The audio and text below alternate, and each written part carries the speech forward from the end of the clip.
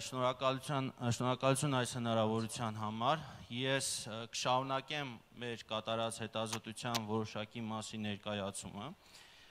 Նախ կուզենամ հետազոտությունից առաջ մի հետաքրքիր պատմություն ներկայացնեմ, որը կապված է նաև հանքարդյունաբերության հետ։ Հանդիպում են ընկերները, որոնք վաղուց իրար չեն տեսած լինում եւ ամեն մեկը փորձում է ներկայացնել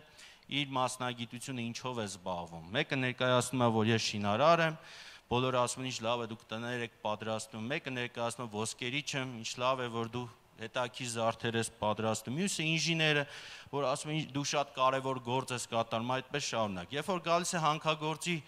այսպես հերթը ներկայացնելու, հանքագործը ասում է հանքագործը, ասում են դուք վնաս եք հասցնում բնությանը եւ այլն։ Հանքագործը նշում է, որ եթե ես չաշխատեմ, բայց դուք չեք կարողանա աշխատել։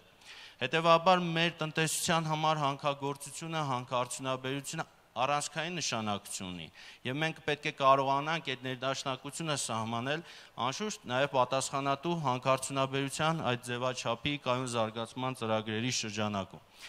Այս հետազոտության շրջանակում մենք ուսումնասիրել ենք կազմակերպություններ, այսինքն ես կներկայացնեմ միկրո այսպես տվյալներ, մասնավորապես պետեկամուտների կոմիտեի ստացված տվյալների համաձայն 2024 թվականին հանքարդյունաբերության ոլորտում գործել է 403 կազմակերպություն, որոնցից 41-ը չի գործել, այսինքն դադարի վիճակում է եղել, մետալուրգիայի ոլորտում 99-ը։ Եթե ուշադրություն դարձնենք վերջի 2 տարիների ընթացքում որոշակի այսպես դինամիկ աճ ունենք այս ոլորտում կազմակերպությունների թվի մասով։ Սակայն նույնը չեն կարող ասել շրջանառության հասույթի մասով, դրա մասով ավելի մանրամասն կներկայացնեմ։ Մյուս կարևոր նաև վիճակագրությունը, այս կազմակերպությունները հանդիսանում են աշխատատեղեր ստեղծող կարևոր այսպես ուղղություններից մեկը եւ նույն այս տարիների ընթացքում մենք ունեցել ենք աշխատատեղերի կայուն աճ հանքարդյունաբերության ոլորտում, նույնիսկ եթե ունեցել ենք նվազում, արտադրության ծավալների կամ շրջանառության։ Եվ 2025 թվականի պաշտոնական տվյալներով մենք արդեն իսկ ունենք մոտ 13000 աշխատատեր հանքարդյունաբերությունում։ Իրավիճակը բավականին այսպես մտահոգիչ է մետալուրգիայի ոլորտում, որտեղ նկատվում է աշխատատեղերի կրճատում եւ դա եւս պետք է հուշի մեր պետական քաղաքականության մշակող մարմիններին համապատասխան այսպես հետևություններ անել եւ քայլեր իրականացնել մետալուրգիայի զարգացման ուղղությամբ, չնայած վերջի շրջանում բավականին այսպես նոր նախագծեր կան։ Մյուս կարևոր հանգամանքը շրջանառությունը վերջի 2 տարիների ընթացքում նվազել է մոտ 20 միլիարդ դրամի չափով հանքարդյունաբերության ոլորտում, իսկ եթե 23 թվականի հետ համեմատենք, ապա 1.7%-ով շատ փոքր։ Նման այսպես մտահոգիչ այդպես տվյալները ունենք մետալուրգիայի ոլորտում մոտ 30%-ով ըստ էության 2 տարիների ընթացքում ունեցել ենք շրջանառության ծավալների կազմակերպության այսպես որոշակի նվազում շրջանառության։ Սա եւս կարծում եմ կարևոր ազդակ պետք է լինի, եթե մենք ուզում ենք այսպես հանքարդյունաբերություն մետալուրգիայի շղթան շարունակենք եւ ավելի զարգացնենք։ Նշեմ նաև հարկերի մասով, ուշագրավ է, որ 2024 թվականին հանքարդյունաբերական այդ բոլոր կազմակերպությունները միասին վճարել են 133 միլիարդ դրամ։ Նախորդ տարվա համեմատ ավել մոտ 48%-ով։ Սակայն եւ նաեւ մի կարևոր հետաքրքիր նաեւ հանգամանք, որ տարբերում է հանքարդյունաբերության ոլորտը մյուս ոլորտներից, այն է, որ այստեղ մեծ տեսակարար կշիռ ունեն ուղղակի հարկերը, մասնավորապես այդ 133-ից մոտավորապես 110 միլիարդը ուղղակի հարկերի մասով մուտքերն են։ Եվ մյուս կարևոր այսպես դիտարկումը այն է, որ հանքարդյունաբերության ոլորտում չնայած այսպես աճ ունենք, դինամիկ հարկային մուտքեր ունենք, բայց այդ հարկային մուտքերը գերկենտրոնացված են։ Այդ 133 միլիարդից 102 միլիարդը կամ 77% է բաժին ընկնում մեկ ընկերությանը, կարծում եմ մեկ անգամից է կարող եք գուշակել, որն է այդ ընկերությունը։ Մետալուրգիայի ոլորտում եւս այսպես հարկային մուտքերի նվազում ունենք պայմանավորված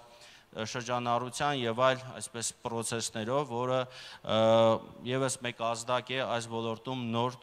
դիտարկումներ, նոր վերանայումներ կատարելու համար։ Մեծ կողմից նաեւ հաշվարկվել է հարկային բեռը հանքարդյունաբերության ոլորտում։ Սա բավականին հետաքրքիր ցուցանիշ ենք ունեցել։ Մասնավորապես 2024-ին հարկային բեռը կազմել է 25.6%, իսկ 2025-ին դարձյալ, այսինքն մոտ այդ տոկոսի շրջանակում է եղել։ Մետալուրգիայի ոլորտում եղել է 7.2%, իսկ 2025 թվականը 8.4%։ Համեմատության համար նշեմ, որ օրինակ Հայաստանի Հանրապետությունում հարկային բեռը, այսպես հնահարկեր հարաբերակցությունը մոտավորապես 23-24% է կազմել, այսինքն միջին հանրապետության մակարդակից ավելի բարձր հարկային ցուցանիշներ ունենք այս ոլորտում։ Սա վերարտահանման ցուցանիշների մասով է, տեսանյութում եղավ, որ եթե մենք հանում ենք այն վերարտահանվող ապրանքները, ոսկի, մոլիբդեն, ավտոմեքենաներ, ապա մեր վերարտահանման ցուցանիշների այսպես ճշգրտման պայմաններում հանքարդյունաբերության ոլորտը 22.6% է կազմում 2025 թվականի դրությամբ։ Սա ըստ այսպես ուղղություններով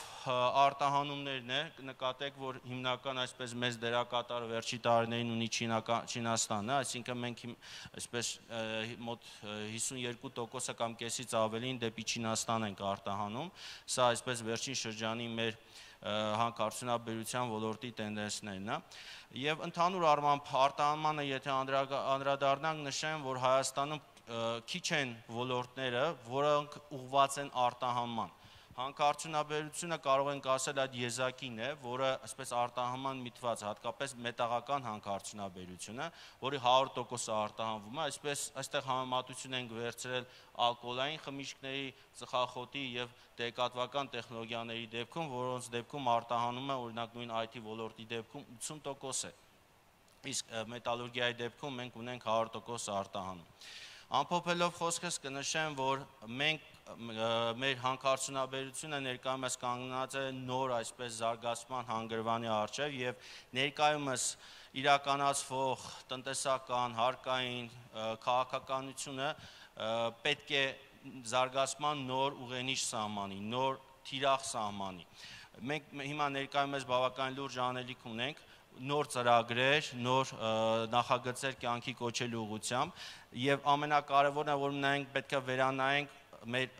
հանքարդյունաբերական քաղաքականությունը խոշոր նախագծերի տրամաբանությունից ելնելով, որոնք ավելի մեծ արդյունք են ապահովում, որոնք ավելի քիչ ռիսկային են եւ այլն։ Փոքր ծրագրերը բավականին ռիսկային են եւ այս մասով եւս բավականին լուրջ անելիքներ ունենք։ Շնորհակալություն ուշադրության համար, աղթում եմ հետաքրքիր քննարկումներ։